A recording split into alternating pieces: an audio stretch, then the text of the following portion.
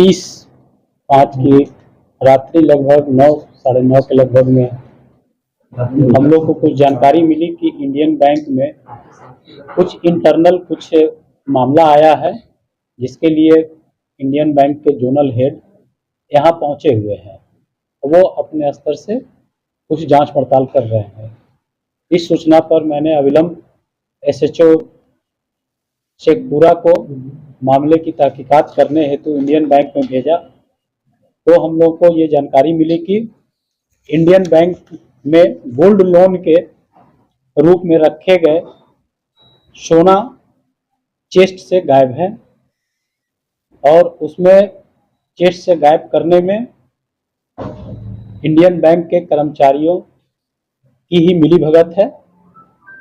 इसके संदर्भ में जब इंडियन बैंक के वरीय पदाधिकारी से पूछताछ की गई और मेरे द्वारा अविलंब वहां पहुंचकर तहकीकात किया गया, तो पता चला कि इंडियन बैंक में के चेस्ट में गोल्ड लोन के रूप में रखे गए करीब 3 किलो 283 ग्राम सोना गायब है और जिस चेस्ट में उस सोना को रखा गया था उस चेस्ट का चाबी भी गायब पाया गया है। अविलंब इस सूचना पर करीब 4 इंडियन बैंक के कर्मचारी को संदेही मानते हुए अविलंब हिरासत में लिया गया और उन्हें थाना पर ला करके पूछताछ की गई। पूछताछ के क्रम में यह जानकारी मिली कि एक सुनील यादव एवं अजय कुमार रजक जो कि बैंक के कैशियर हैं और सुनील यादव जो कि उस बैंक में टेम्पोररी एम्प्लॉई है, इन दोनों के द्वारा अन्य अभियुक्तों की सहभागिता से उस बैंक के सोना को गायब किया गया है। और सुनील यादव के निशानदेही पर सुनील यादव के शाला ग्राम मोहनपुर, थाना सरमेरा, जिला नालंदा के घर से गायब किए गए सोना में से 2 किलो 113.24 ग्राम सोना को उसी रात्रि करीब 3 बजे बरामद किया गया एवं सुनील यादव तथा अजय रजक को उसी निशानदेही के आधार पर पुनः फिर गिरफ्तार किया गया। अभी इस गायब सोना में से लगभग 1 किलो 100 ग्राम सोना अभी भी बरामद नहीं हो पाई है।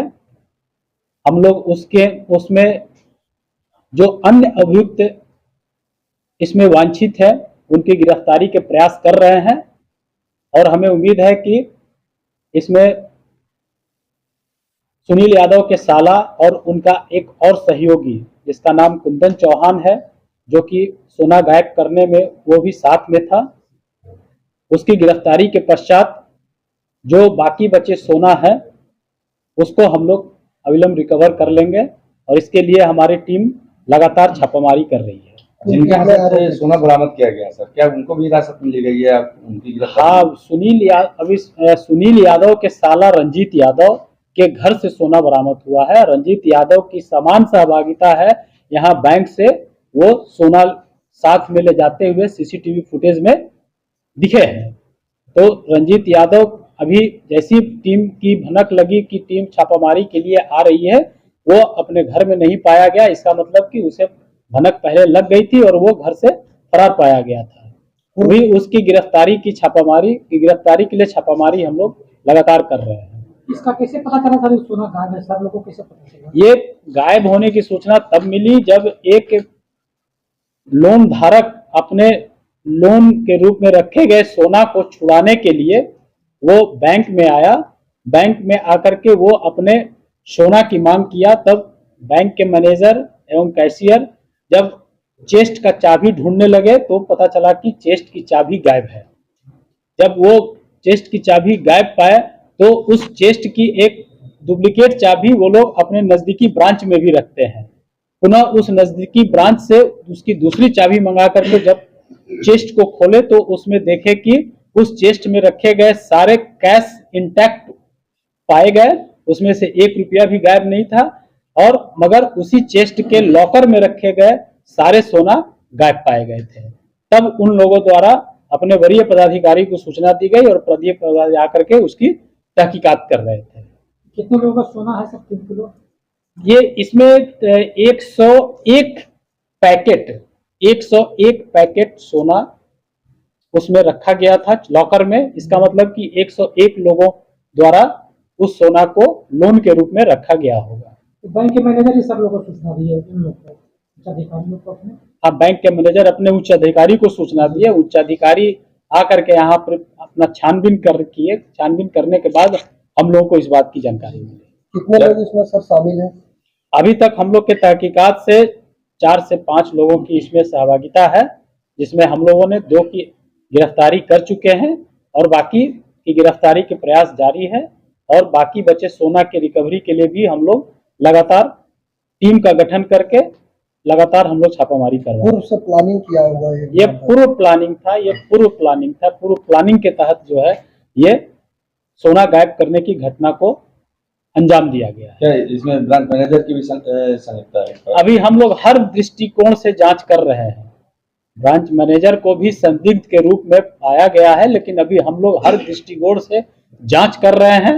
अगर उनकी भी संलिप्तता पाई जाएगी तो हम लोग उनको भी कार्रवाई करेंगे। क्या हिरासत में रखे हुए? नहीं, अभी जो है हम लोग संदेह के आधार पर उन लोगों को लाया गया था, लेकिन अभी जो प्रथम दृष्टया हम लोगों को जो अभी जानकारी मिली उसके आधार पर हम लोग अभी उनको संदेही मान रहे हैं। अभी हम लोग उनके ऊपर जो है गिरफ्तारी की अभी हम कार्रवाई नहीं कर रहे हैं। उसमें बैंक के जो कैशियर अजय रजक है उनकी गिरफ्तारी और सुनील यादव की गिरफ्तारी हम लोग कर चुके हैं। बाकी को हम लोग अभी प्रथम दृष्टया पूछताछ करके अभी हम लोग पीआर पर छोड़ दिए हैं। और आगे और जब अन्य अभियुक्तों की गिरफ्तारी होगी उसमें अगर उनकी और संलिप्तता कहीं आती है तो उनकी भी गिरफ्तारी सुनिश्चित की जाएगी। सुनील यादव के पास वो चाबी कैसे गई? सुनील यादव वहां का टेम्पोररी एम्प्लॉय था और टेम्पोररी एम्प्लॉय था। इसमें बताया कि प्री प्लानिंग के तहत अजय रजक जो कि वो कैशियर थे वो 24 तारीख को यहाँ से वो पटना चले गए थे। 2 दिन 25 और 26 बैंक बंद थी, उनको 27 तारीख को आना था, लेकिन वो पूर्व प्लानिंग के तहत जो है वो आए नहीं। और 4:30 बजे सुबह में बैंक के वर्तमान मैनेजर को उनके द्वारा फोन किया गया कि हमें कुछ काम पड़ गई है, हम नहीं आएंगे, बैंक का चाबी जो है हमारे किराए के मकान में रखा हुआ है, आप किसी को भेज दीजिए, हम बोल देते हैं लैंडलेडी को, वो जो है वो चाबी को वो दे देंगी। इसी प्लान के तहत जो है सुनील यादव को, जो कि वो टेम्पोररी एम्प्लॉय था और बैंक का सारा काम वही करता था, करीब 10 वर्षों से वो वहां का टेम्पोररी एम्प्लॉय था। इसी प्री प्लान के तहत सुनील यादव जो है वो अजय रजक के किराए के मकान में गया और वहां से चाबी लेकर के आया। चाबी लाने के क्रम में ही जो वो चेस्ट की चाबी को वो गायब कर दिया। गायब करने को, चूंकि बड़ा जो चेस्ट होता है बैंक का, जो बड़ा चेस्ट है, चेस्ट को खोलना, कैश रखना, सारा काम करना सुनील यादव ही करता था। और उस लॉकर की सिर्फ चाबी इसके पास नहीं थी जिसमें कि गोल्ड रखी हुई थी।